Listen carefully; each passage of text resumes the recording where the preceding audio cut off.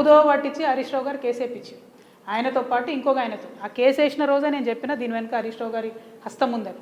అది ఎప్పుడు రుజువైంది? నిన్న ఈ మాధవరెడ్డికి టికెట్ ఇచ్చుడుతో రుజువైంది. ఆ పిల్లగాడు అప్పుడెప్పుడో తెలంగాణ ఉద్యమంలో 2010లో 9లో వెళ్ళిపోయాడు మా ఆర్గనైజేషన్లోకి వెళ్ళి. అప్పటి నుంచి కమ్యూనిటీ ఆర్గనైజేషన్ పెట్టుకొని నడిపించుకున్నాడు. లీడర్ని చేసింది మేమే, మా కర్మగాలి. కాకపోతే అది ఇప్పుడు వచ్చి బీసీలకు వ్యతిరేకంగా ఒక అస్త్రంగా హరీష్ రావు చేతిలో ఆయన చిక్కుకున్నాడు. నేను అనేది ఏంటంటే హరీష్ రావు గారి చేతిలో చిక్కుకున్న ఈ అస్త్రానికి బీఆర్ఎస్ పార్టీ ఎట్లా ఎండోర్స్ చేస్తుంది, ఎట్లా టికెట్ ఇస్తుంది? అది తప్పు కదా. ఇన్ని లక్షల మంది బీసీలకు వాళ్ళ నోటికాడి ముద్దను లాక్కునేటటువంటి పిటిషన్ అది. అటువంటి దానికి బీఆర్ఎస్ పార్టీ రాజముద్ర వేసి మరీ ఆయనకు టికెట్ ఇవ్వడం అన్నది చాలా అన్యాయం. దీన్ని మేము తీవ్రంగా ఖండిస్తున్నాం. బీఆర్ఎస్ పార్టీ ఖచ్చితంగా వాళ్ళ స్టాండ్ ఏందో చెప్పాలి. Thank you. జై తెలంగాణ. పోస్టర్ రిలీజ్ ఉంటుంది, ఒక్క నిమిషం ఎక్కడో అక్కడ ఉండండి. అందరికీ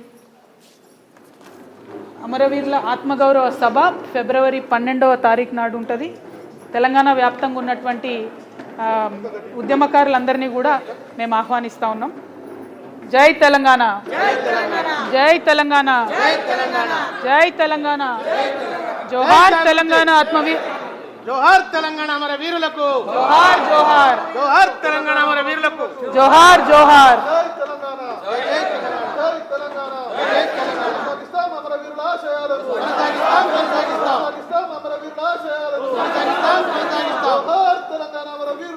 జోహార్ జోహార్, జోహార్ జోహార్. ఉద్యమకారుల ఆకాంక్షలను నెరవేరుస్తాం, నెరవేరుస్తాం, ఉద్యమకారుల ఆకాంక్షలను నెరవేరుస్తాం, నెరవేరుస్తాం. కొనసాగిస్తాం. అమరవీరుల ఆశయాలను కొనసాగిస్తాం.